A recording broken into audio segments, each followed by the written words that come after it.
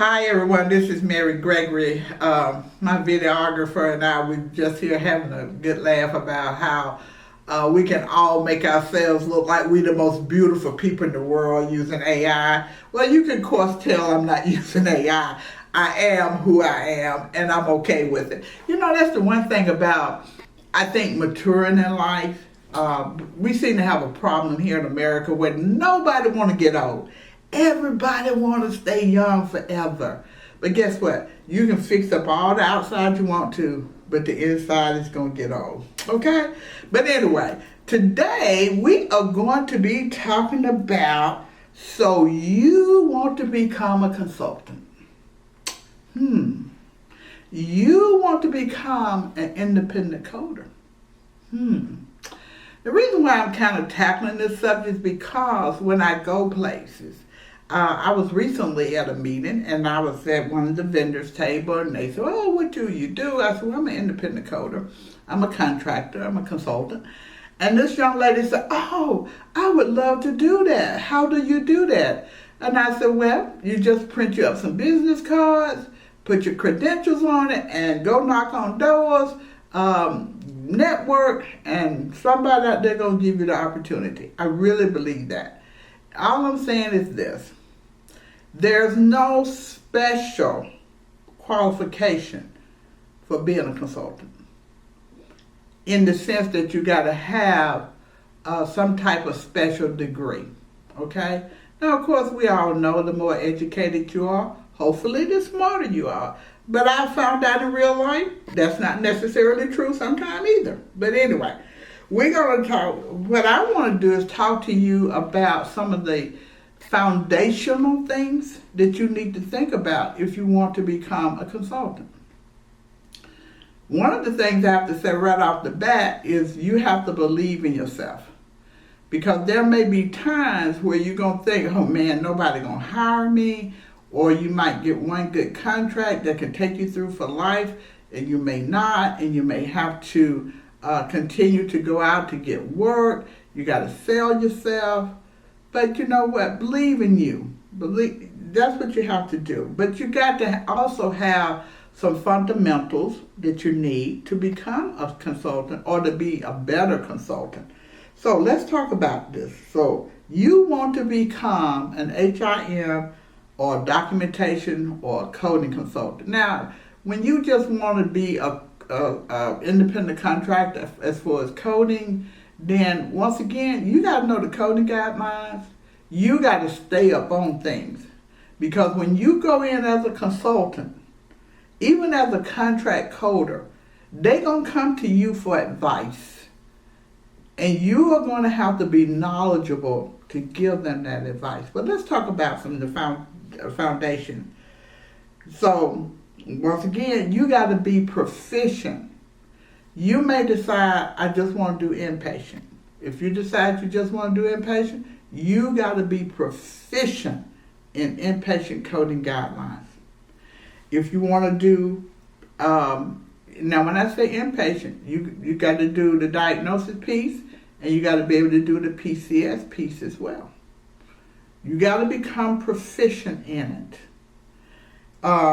If you're going to do outpatient, you got to become proficient in CPT. You got to become proficient in the HCPCS level 2. And of course, with the inpatient, you're going to have to be proficient in DRG assignment. So you can be a coding consultant and just do nothing but coding, but you got to know how to assign MS DRGs. You have to be proficient in that. Okay, so you gotta have your foundation. And like I said, you can specialize. You may say, "Well, I just want to do inpatient." Fine. "I just want to do outpatient." Fine. When you say outpatient, do you want to do facility outpatient and Part B?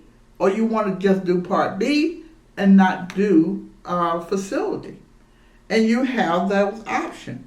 If you are going to specialize, like with inpatient, you got to understand inpatient documentation. You got to understand the DRG validation process. Outpatient, you're going to be looking at HCC. Do you want to specialize in doing nothing but HCC audits? You can do that.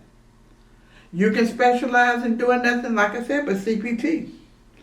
You want to specialize in clinical documentation improvement? You can do that. But once again, you are going to have to understand documentation, how to use documentation, what documentation should look like and what it shouldn't look like. You have got to have that foundation if you want to do this. You also going to have some credentials. Most people like a RHIT. Most people want a RHIA. Now, those are just your general medical, what I like to call medical record type credential.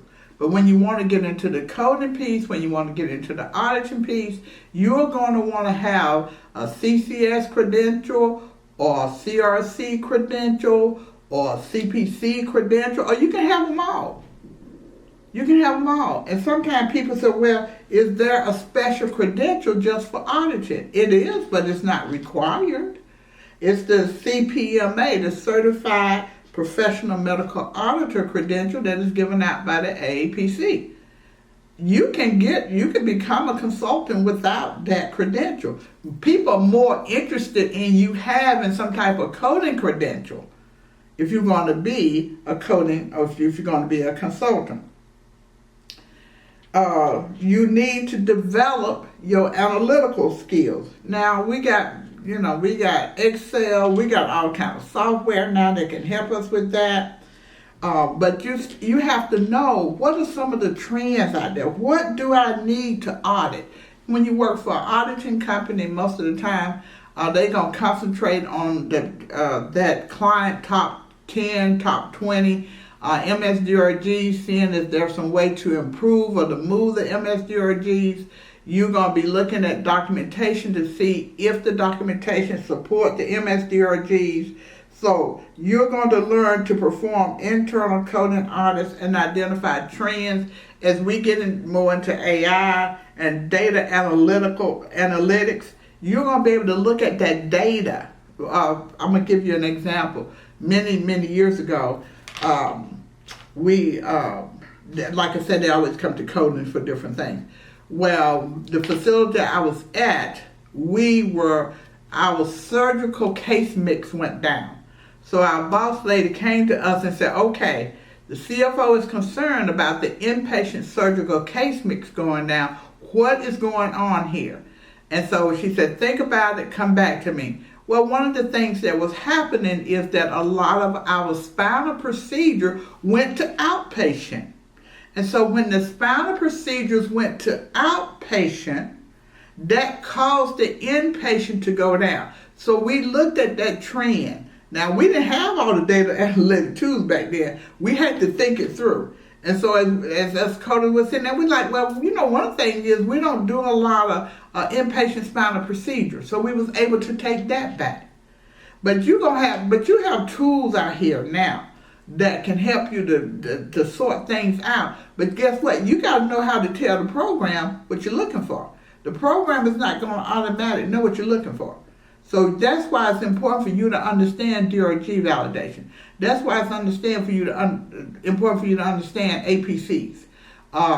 You might want to look at a trend is maybe looking at, are you having too many E&M codes on an outpatient basis assigned with these surgical procedures? Because we know a lot of times the E&M is built into that surgical procedure, just depending on what's going on, especially if it's a 10-day or less procedure. And so once again, you can look at trends and determine what you need to look at. And of course, you got to have good communication skills. You got to be able to explain coding rules and guidelines. One of the things, when I first got into it, we used to do these things called FYI, just for your information. It was something that didn't change, but we don't even do that anymore. You either have an MSDRG change or you don't. And a lot of times in my coding career, when I first got started working for Metrolina Medical Foundation, we had to look at charts, and so our boss lady person told us this. They said, look, if it's a gray shaded area, give it to the hospital. We only want to get into things that are truly black and white. Is it truly wrong or is it truly right? If it was a gray shaded area that could go either way, we gave it to the client. Because now Metro-North Medical Foundation was a federal organization, and we was doing reviews to make sure the federal government wasn't being cheated out of money. And so that's what we was looking at. But you got to know how, and I was able, one of the things too when I was working there is that I could talk the coding lingo. We actually had nurses that went out and did the reviews. And things, when they wanted to change something, they had to come to me because I was the coding expert. I was so young in my coding. I'm like, me, a coding expert? Yes, you're a coding expert, okay? So when you know more than another person, you're the expert. And that's the way it was. I was the expert because I knew coding. They didn't. They knew nursing. I didn't know nursing. But I learned so much from them because they taught me things about how clinical things that I needed to know that would help me to help them. We have to be comfortable in creating written summaries. You're going to have to write up your report. They want to know, you usually give them a preliminary, then you give them an official report. So you got to be able to do that. So you want to make sure your communication skills are where they should be. I've often felt like sometimes mine haven't been, but I've worked on it over the years, and you have to do that too. Don't not do it because you said, well, I got poor communication skills. Go out, take some classes, do some things that will help you with your communication skills. Get some real world experience. I have found as an auditor, nothing beat a person that have coded before. And we usually can tell when someone has what we call book knowledge. They have book knowledge, but they have no real experience knowledge. And believe me, it shows. When you have that real world coding experience, you can really kind of understand how a coder could have gotten to the right code or the wrong code. You can explain it better when someone may want to take a code away. When you get into denials, these insurance companies denied everything. I mean, they pretty much deny everything. You're going to have to learn how to write those appeal letters if you want to be in that part of it. That's just another area that you can go into as a consultant, doing denials appeals. And so you're going to give them coding guidelines. You're going to give them facts from the chart. But once again, when you've been out there in that real world of coding, you are much more apt to me. This is just my own personal opinion. You're going to do a better job at it. Now, once again, people have a lot of book knowledge and they can do a good job of it. But sometimes when you just have the book knowledge, you can't talk to a real life everyday coder like someone that has done it before. So if you want to learn how to be an auditor, before you get out there in that consulting world, make sure you got some training, maybe you have done some work. Now, of course, you may come out of school and go work directly for a big auditing firm. There's nothing wrong with that. They're going to train you, and you're going to be good. I'm just saying there are people that want, and that's a good way to get into auditing. And you can work for someone else as an auditor. You do not have to be independent. Because remember, independent is a scary thing. There may be times you're not going to know how you're going to pay your bills, especially if you're unmarried or maybe you got a family. When I decided to become independent, my daughter had graduated from high school. She was the last one. I have 2 children. My son had graduated several years ago, and then she graduated. I felt like, you know what? I can go out here and do this, and if I fail, I'm only responsible for me. I'm no longer responsible for another human being, making sure they have a roof over their head and food in their mouth. And so you have to think about that as well. Sometimes I think we as women, we buy into this, we can have it all. Sometimes we can't have it all. Sometimes you have to make some priorities. And if you got small children, that's just my own personal belief, you should think about them. How is this going to affect them? Because when you become, quote, totally independent, you working for your own self, there going to be times you're going to feel like you can't even go to the bathroom because you are constantly working. You may have to work 6, 7, 24/7, as we like to say. But when you're working for I'm sorry about saying large, but when you're working for a consulting company, you're a 1040, as they like to say, then life is good. You can be that consultant for them and still have your family life, your family time. So you got to think about that as well.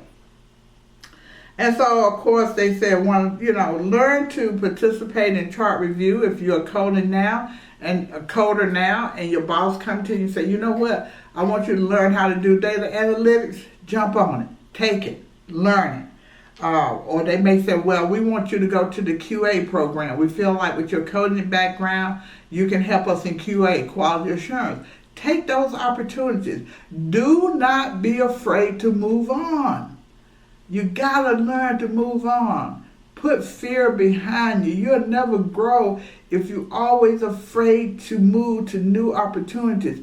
Go into these areas that you may feel that you are not experienced for. But if somebody come to you and say, I think you're going to be good for this, trust them. They see something in you that you may not see in yourself. So trust those people that come to you and say, I really believe you can do this. If they believe it, you begin to believe it. So I'm not sure who needs that, but anyway. Also make sure you're joining your professional association, AHIMA. You're joining your state association. If you're a CPC, you're involved with your local CPC chapter. Go out and volunteer at Rotary clubs. Do speeches there. It's doctors and stuff. Get involved with even things that's outside of HIM. Small business. You might want to sign up at the small business. I personally didn't like them that much, but you have these small business association that's sponsored by the government, the SGA, I think it is. Get involved in that, and they can lead you off. And also volunteer to help out at some of the seminars that's going on, some of your state meetings. Volunteer, and maybe even offer to do a workshop. You can do it. It's every time I do a workshop, my stomach's just full of butterflies when I first get started.